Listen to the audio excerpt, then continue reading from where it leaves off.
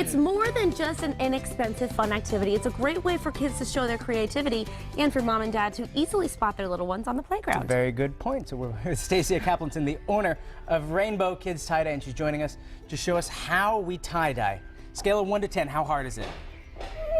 It's not hard. You know, I've done it with 2-year-olds and I've done it with 80-year-olds, so it's fun for everybody. And you've been doing it for a while. I've been doing it for 6 years, and I've taught classes. I work out of my home studio, so I have a lot of experience working with people of all ages. And you love to wear it? Your I do. son loves to wear it? My son's been wearing it since he was born, so it is. It's a fabulous thing, especially in the summertime, for families to do. Okay, Stacia. so you can tie-dye just about anything.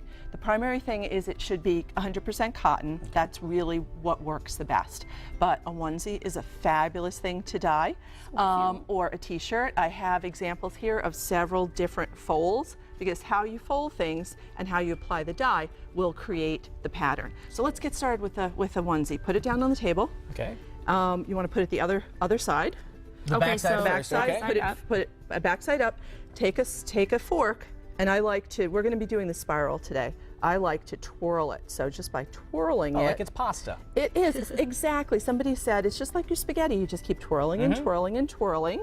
And then once you have it in place, I like to use rubber bands. So I'm going to apply actually just 2 rubber bands to this one. Now, will the rubber bands affect the coloring of it? The rubber bands help to divide the section, so they help to keep the color in each section, and they will also leave a little bit of a white line. So more rubber bands means more white.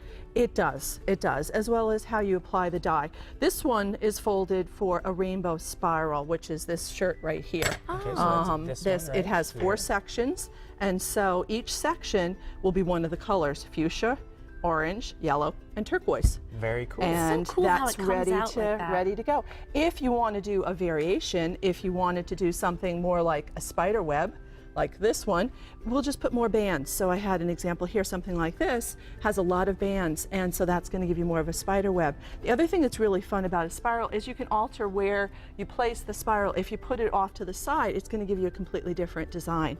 And then the last fold that you have here is a stripe one, and this is one that's done with a stripe pattern. So this fold will give you that one. So by alternating the turquoise and yellow, you know, blue and yellow make green, and it'll make its own green. So that's cool. Another variation. Right. So the first step is obviously folding it. Then you want to soak it in. It's a solution called soda ash. It's a powder, sodium carbonate, that's dissolved in water. You soak it until it's completely saturated, and then at that point, then it's ready to be dyed. And they probably have that concoction at local craft stores. They do. What I recommend for people is to go to your local craft store or go online. What you're really looking for, what I recommend, is to use fiber reactive dye and soda ash. Those 2 products will give you the vibrant colors. I talk to a lot of people who go just to the grocery store.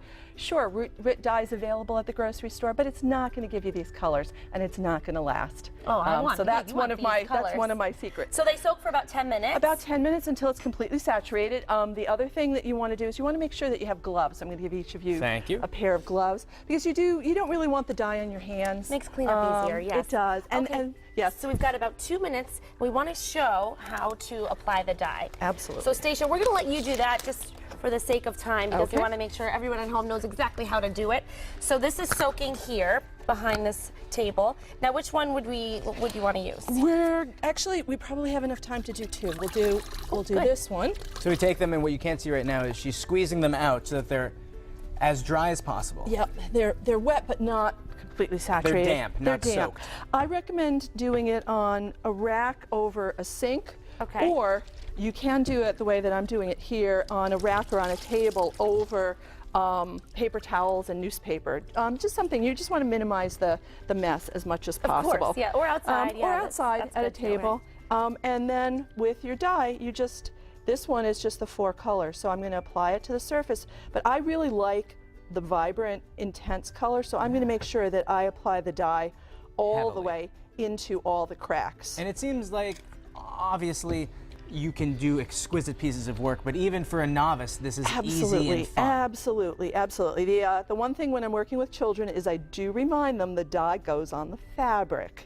It's not time to have a squeeze bottle party. Especially 9 and 10-year-old boys. It's not Star Wars. And you have an 11-year-old boy, I have right? an 11-year-old, so I understand the fascination. So once you do that, then you're going to put it in a Ziploc bag, Put right? it in a Ziploc bag and wait 24 hours. That allows the dye to actually bond with the cotton and for the colors to develop and become permanent. And so then you have to remember to do the other side. Of course, yes. So you do that. Now going forward, after that 24-hour period, when it's all done, what about washing it? Is it all good to go? At that point, you want to do actually 3 washes. You want to do the first wash in cold with a little bit of detergent. I use a special textile detergent that'll help to lift it, but a regular detergent would work. Then you do it in a hot wash with a little bit of soap, and you do it in a second hot wash. And by the third wash, any of the dye, residual dye that hasn't bonded should be gone at that point. The coolest part I can imagine for those kids is to take them out of the Ziploc bags, take off the rubber bands, Absolutely. and see it, and it is. It's amazing just to see how the colors go. So cool, and we'll have all of the directions. I know there was a lot to follow, but it's easy. Absolutely. It Just is don't want to easy, forget any of those fun. steps. We'll have it all on And our it's fun. website. And it's fun. mymassappeal.com. Thank you, Stacia. It was wonderful to see Yeah. both of you. Happy tie-dyeing. Happy tie-dye. I Happy can't wait to do tie-dye. it.